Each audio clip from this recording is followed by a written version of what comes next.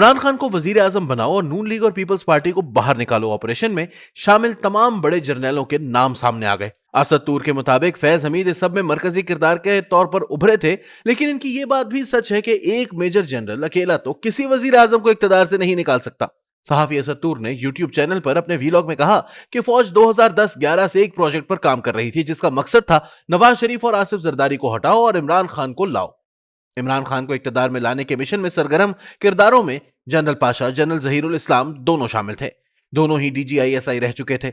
2014 के धरने 2011 के जलसे के जरिए इमरान खान के लिए पूरा माहौल बनाया गया था। इसके बाद general Qamar Javed Bajwa army chief बने तो यह तासुर उभरा कि नवाज शरीफ ने आर्मी चीफ बनाया है तो ये इन्हीं के वफादार होंगे। आर्मी चीफ बनने से कबल काकूल की एकेडमी में खिताब करते हुए जनरल बाजवा ने कहा था कि मुल्क की तबाही में हमारा भी उतना ही किरदार है जितना सियासतदानों का। फौज ने भी इस मुल्क में 3 मार्शल लॉ लगाए और करीब 40 सालों तक हुक्मरानी की और इसी दौरान मुल्क लूटा भी। इनके बारे में यही कहा जाता था कि वो जमहूरियत के हिमायती, सिविलियन बालादस्ती और फौज को इसके आईनी किरदार की हुदूद में रखने वाले जर्नैल थे। जब कमर जावेद बाजवा आर्मी चीफ बने तो इदारे के इमरान खान प्रोजेक्ट वाले लोग बशमूल ISI वालों ने सोचा कि कमर जावेद बाजवा को इस नुक्ते पर लेकर आना है जो इदारे की सोच है। शुरुआत में जब इन्होंने चंद दौरे किए तो हर जगह कुछ नौजवान अफसरान को प्लांट किया जाता था जो इन्हें बताते थे कि सर देखें मुल्क में कितनी करप्शन है और फौज को किरदार अदा करने की जरूरत है वरना ये चोर मुल्क बेच देंगे। हर कोर्स में 4-5 सवाल ऐसे होते थे जिन पर अफसरान की जानिब से ऐसे ही तबसरे किए जाते थे। जनरल बाजवा भी अपनी सोच पर मशकूक हो गए कि शायद इदारा मेरी सोच के बरक्स सोचता है। इसके बाद जनरल बाजवा के लिए ब्रीफिंग्स का एहतमाम किया गया जिसमें इन्हें सबकी करप्शन, जायदादों, अकाउंट्स के हवाले से तफसीली तौर पर बताया गया। इसके बाद एक कोर कमांडर्स मीटिंग हुई जिसमें यह फैसला हुआ कि अब नवाज शरीफ को जाने नहीं देंगे। फिर नवाज शरीफ को नाअहल करार देने पर काम शुरू हुआ। यह टास्क जनरल फैज हमीद को दिया गया। इस वक्त फैज हमीद ISI में मेजर जनरल और DGC थे। जनरल नवीद मुख्तार जो DGISI थे नवाज शरीफ के रिश्तेदार मियां मुनीर के भाई थे। चूंकि इन्होंने इस सब का हिस्सा बनने से माजरत कर ली थी तो फौज ने इनको साइड पर कर दिया और हिदायत दी कि DGISI के तौर पर अपनी मुद्दत पूरी करें, बाकी हम देख लेंगे। हमने फैज हमीद को इस काम पर लगाया है, वो करेगा। फिर 2018 के इंतखाबात का वक्त आया। लेफ्टिनेंट जनरल आमिर रियाज जो कोर कमांडर कोयटा भी रहे, इनको कोर कमांडर लाहौर बनाया गया। इनकी जिम्मेदारी थी कि पंजाब के इंतखाबात खुसूसी तौर पर लाहौर को इन्होंने देखना है। जराए का कहना है कि मुबैना तौर पर इन्होंने पूरे पंजाब को लीड किया और इतनी दिल जमई से यह काम किया कि अपने एक मामू को भी इलेक्शन जितवा दिया। बलोचिस्तान इलेक्शन के लिए नून लीग को तोड़ा गया, वहां बलोचिस्तान अवामी पार्टी बनाई गई। यह काम जनरल आसिम सलीम बाजवा ने किया। जब नवाज शरीफ की जानिब से मुझे क्यों निकाला मुहिम चल रही थी तो general Asim Salim Bajwa core commander Quetta थे। वो तब भी इतना पैसा बना रहे थे कि इनके बच्चे ना सिर्फ बैरून मुल्क मुकीम थे बल्कि वहां पर प्लाजे और पिज्जा चेन्स खरीद रहे थे। साबिक chairman joint chiefs of staff committee general Nadeem Raza उस वक्त लेफ्टिनेंट जनरल होते थे। ये भी इस मिशन का हिस्सा थे। लेफ्टिनेंट जनरल हुमायूं अजीज कोर कमांडर कराची थे। कराची और सिंध की मैनेजमेंट में इनका भी फाल किरदार रहा। साबिक DGISPR और मौजूदा core commander Quetta lieutenant general Asif Ghafoor भी सरगर्म तरीन किरदारों में से एक थे।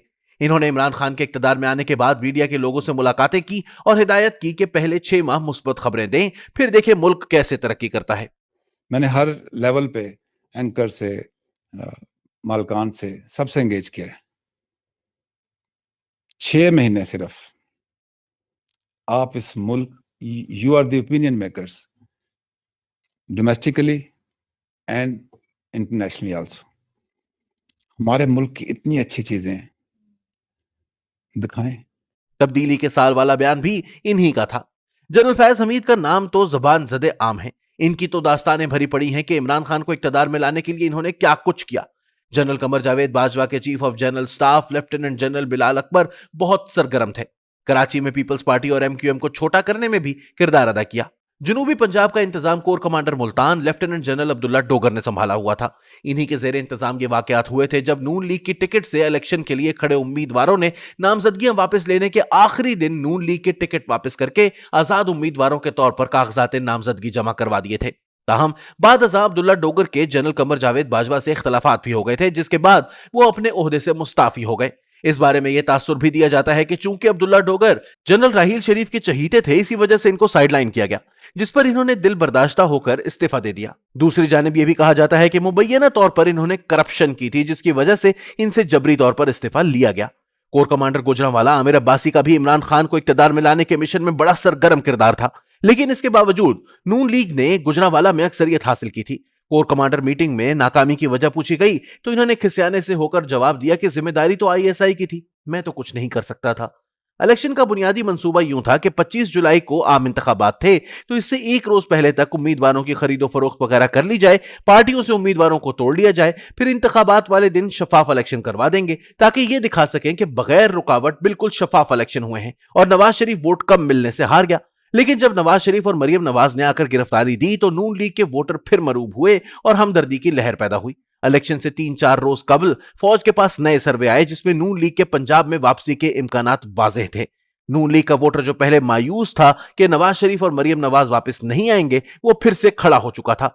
तब यह फैसला किया गया कि इलेक्शन वाले दिन भी मैनेजमेंट की जाएगी। इलेक्शन के बाद पोलिंग एजेंट्स को उठाकर बाहर फेंक दिया जाएगा, वोट काउंट तक रिजल्ट ट्रांसमिशन सिस्टम वगैरह को बंद किया जाएगा और पीटीआई को अक्सरियत दिलवाई जाएगी। यूं पाकिस्तान की तारीख के बदनाम तरीन इंतखाबात में से एक में से मन मर्जी नताइज निकाले गए, जिसका खमियाजा मुल्क आज भी भुगत रहा।